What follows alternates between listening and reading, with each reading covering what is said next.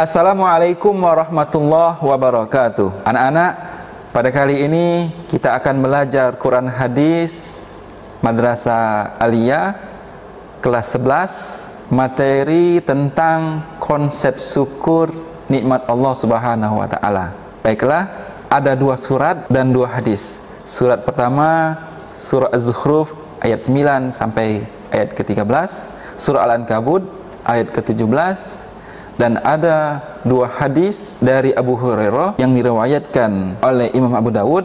Yang kedua, hadis diriwayatkan oleh Imam Muslim. Sebagaimana kita ketahui bahwasanya manusia di muka bumi sangat banyak sekali menikmati karunia Allah Subhanahu wa taala. Dalam surah Az-Zukhruf ayat 9 sampai 13, Allah uraikan contoh kecil daripada kenikmatan-kenikmatan yang telah dinikmati oleh manusia semua. Yang pertama, Allah ingin menegaskan bahwasanya Allah telah menciptakan langit dan bumi. Dari hal tersebut dapat kita simpulkan bahwasanya Allah Maha Perkasa lagi Maha Mengetahui, sehingga seyogyanya bagi manusia untuk senantiasa beribadah hanya kepada Allah Subhanahu wa taala. Ayat berikutnya Allah tegaskan bahwasanya Allah menciptakan bumi tersebut fungsinya adalah untuk di tempat tinggali. Mah adalah tempat tinggal. Allah ciptakan juga di dalam bumi tersebut subulan atau jamak dari sabil, yaitu jalan-jalan. Agar apa? Agar manusia itu mendapat petunjuk.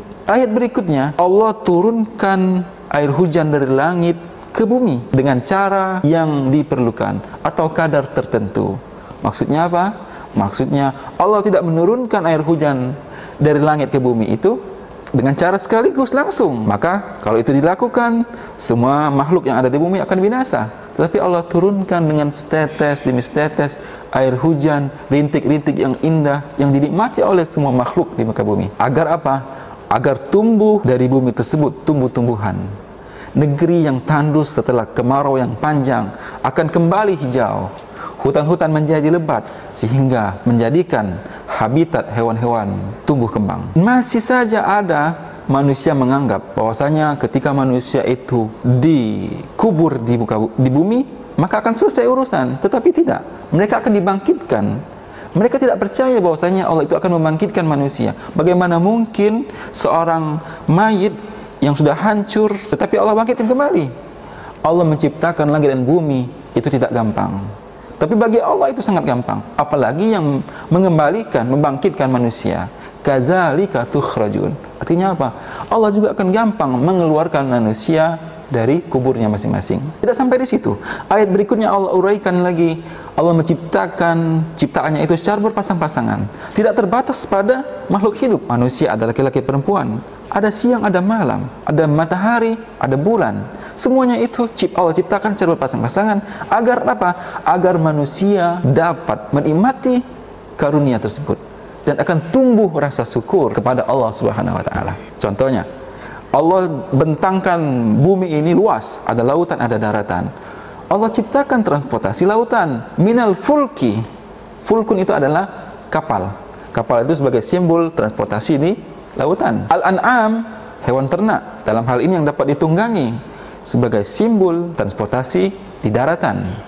Matar kabun, sehingga kita bisa mengendarai transportasi tersebut, baik yang di laut maupun yang di. Ketika kita menikmati menaiki kendaraan tersebut, maka diharapkan kita itu mengingat tsumma tazkuru ni'mata rabbikum, mengingat kenikmatan yang telah Allah berikan kepada kita, seraya berkata wa taqulu subhanallazi sakhkhara lana hadza wa ma kunna lahu muqrinin. Ayat ini merupakan tuntunan berdoa ketika di dalam kendaraan, di atas kendaraan.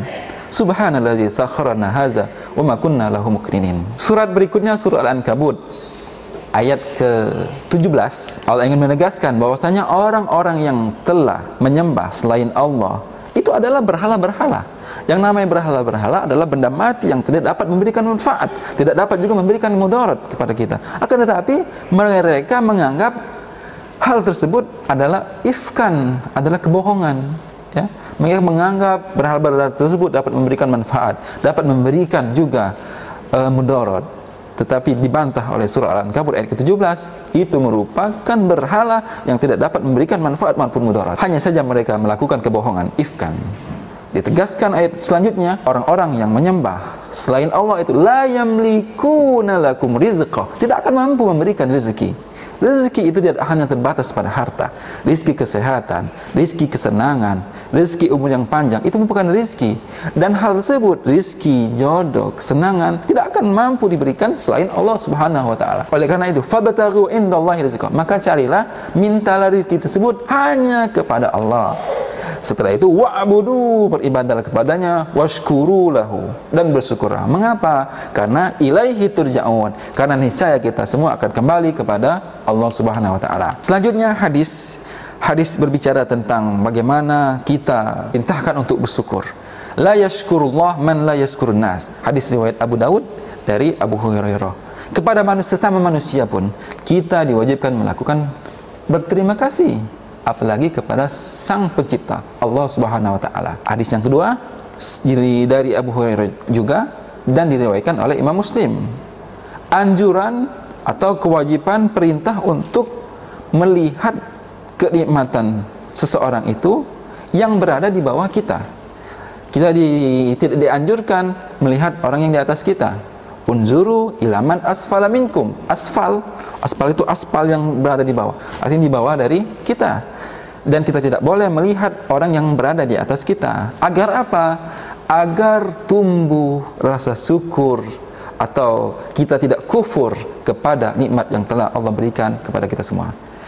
Baiklah anak didik sekalian, kita simpulkan dari pembelajaran kita kali ini, ya, dari 2 surat dan 2 hadis. Yang pertama, bagaimana konsep syukur nikmat kepada Allah?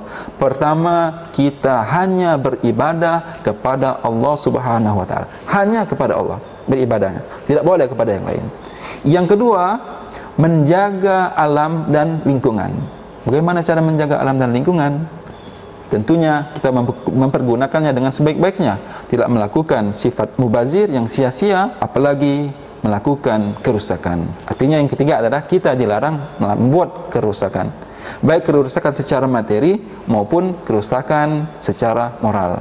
Materi kita tidak boleh melakukan penebangan pohon secara liar. Kalau secara moral, kita tidak harus menjaga moral, akhlak kita, karakter kita dengan sebaik-baik tuntunan Islam. Wassalamualaikum warahmatullahi wabarakatuh.